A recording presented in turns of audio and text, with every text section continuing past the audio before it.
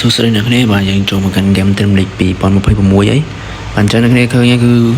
វាអាប់ដេតមកគឺផ្លាយ graphic ស្អាតជាងមុនហើយយើងឃើញមានវគ្គថ្មីទៀតគឺនេះ clan អ្នកគ្នាឃើញអត់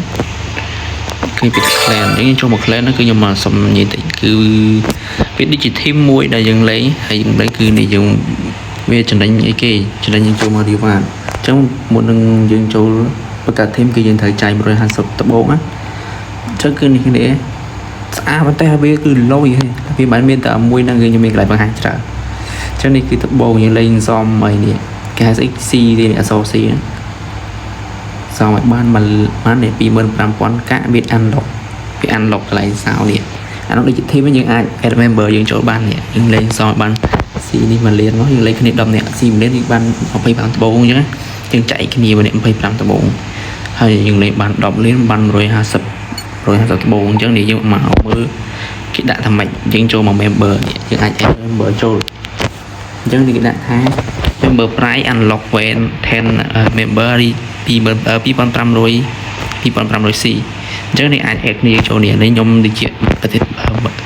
អ្នកបង្កើតក្រុមហ្នឹងគឺខ្ញុំនៅលើគេខ្ញុំមិនចេះហ្នឹងព្រោះខ្ញុំចាយអស់150កាក់ដើម្បីទិញវា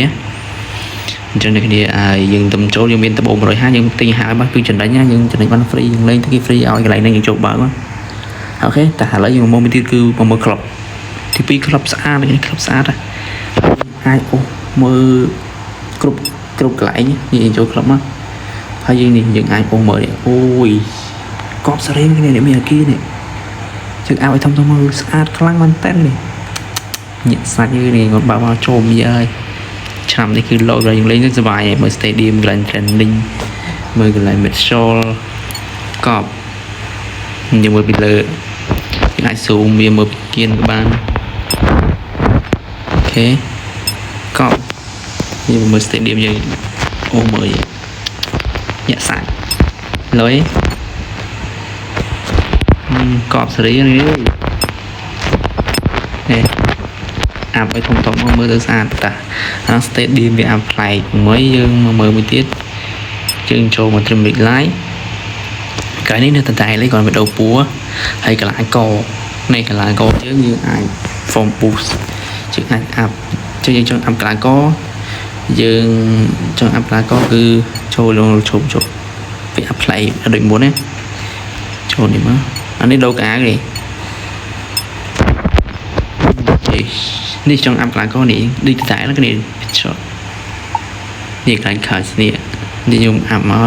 ដាក់ training ក៏ keeping យើងចុច use smart តែនេះវាឲ្យវាអាប់មិនហ្នឹងអានេះឲ្យ